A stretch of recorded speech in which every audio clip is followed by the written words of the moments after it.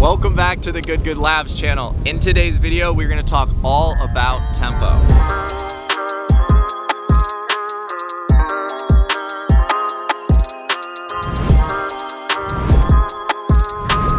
The first thing that comes to my mind when I think of tempo is I think of somebody like a Freddie Couples or Ernie Els, those older players like that had that buttery motion that everybody talked about. I truly believe that all comes from transition and how they use their body, because it's actually really funny when you think of somebody like a Jordan Spieth or a Joaquin Niemann, a lot of the younger guys, they don't seem to have the best tempo in comparison to the older, old-fashioned guys because they rotate a lot more. The people that rotate the hardest with their body usually do not have the best tempo to the eye. So like your Freddie Couples and your Ernie Els, they're gonna have more rotation with their hands through impact, more release of the club to make that silky tempo move. So there's more release. Jordan Spieth, for example, he's gonna rotate super hard.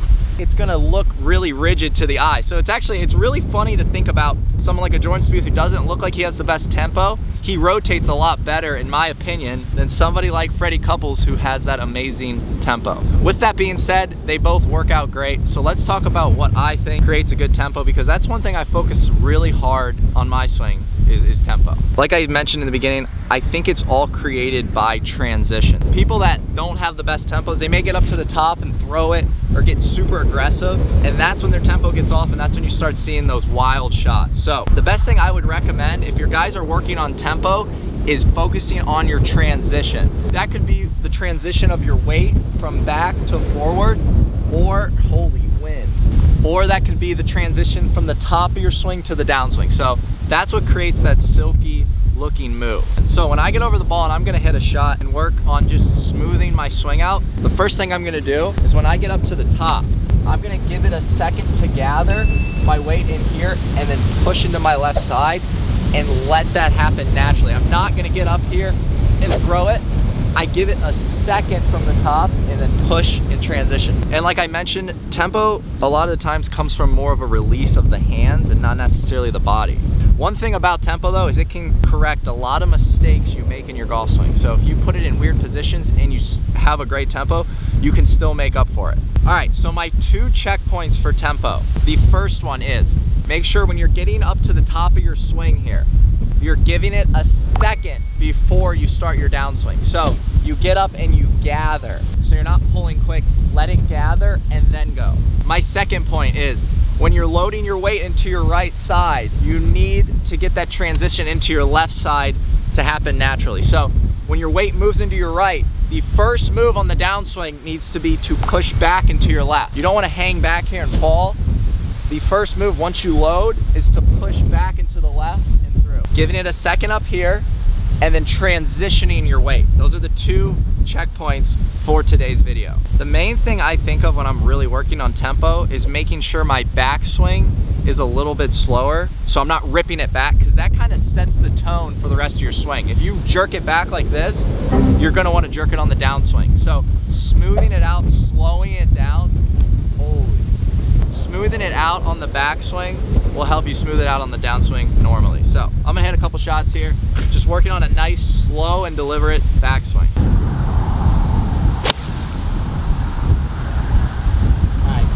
And all I'm thinking about truly, like I said, is just slowing down my backswing and giving it a second at the top of my swing so I'm not rushing it. When I rush it and get quick is when I lose my tempo, and that's when I hit those shots way offline, way to the right and way to the left. So you gotta slow down that backswing and give it a second at the top before you rip those hands down. All right, Mike is gonna come and hit a couple shots, but before he hits a couple shots, this is one drill that I have for you guys. If you do wanna work on your tempo and just transition in general, it's kind of goofy, but my old swing instructor, he had me do this a couple times and it really shows you transition. So what I do is I put 3 balls down here, and what I'm gonna do is just hit them as quick as I can, but not like swinging faster. I'm gonna hit them just simultaneously. So watch this.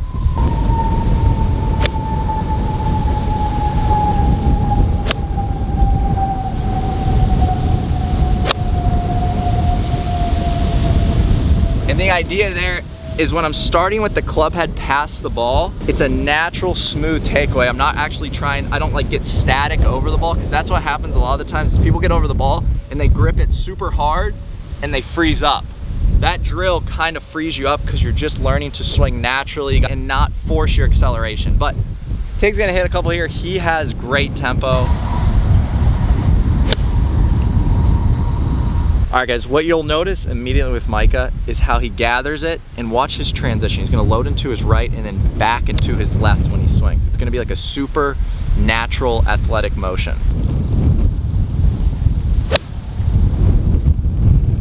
You cannot have a better rhythm than that right there. That's a 1-2 kind of sequence where it's 1 second 2. That's one thing about today's video is there's not like one way that you just create good tempo. It just happens over time by transitioning from your weight to your top of your backswing to your downswing. Different things cause good tempo. Yeah, I would say just to add on to that, something kind of like for personally, it's like everybody's tempo is a little bit different, but whatever you have, it has to be consistent. Right. So there is people who have faster swings, whether it be on the takeaway or downswing. But if you look at Roy, he actually said one time that he actually likes to create more speed in his takeaway with his driver because he feels that he can create more speed on the way down if he takes it back faster, but it's very consistent. You gotta like figure out what works best for you.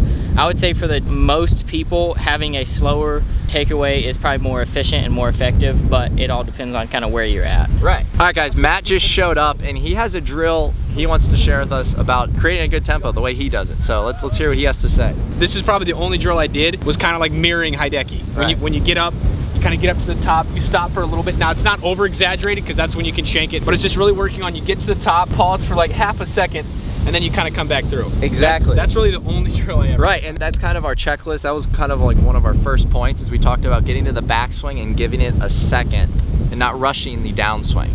So you basically are gathering everything at the top of your swing. That's the same idea. Matt has great tempo as well, so hit a couple doing that drill. Let's see it.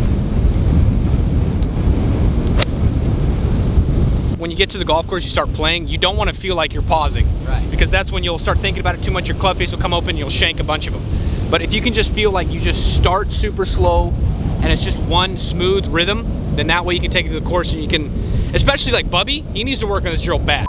That wraps it up for today's video on tempo. Hopefully you guys did enjoy that. Yeah, I think tempo is very, very important. Obviously in the very first video that we did was grip. You know, some of these basic fundamental things you really, really got to practice on. Come to the range, do this tempo, make sure your grip's right, go to the basics, because a golf swing is not that complicated. People make it very complicated, but as Grant explains, it doesn't need to be super simple stuff, and you'll crush it out there. If you guys haven't already, hit that subscribe button, offering a bunch of free content. Until next time guys, peace out.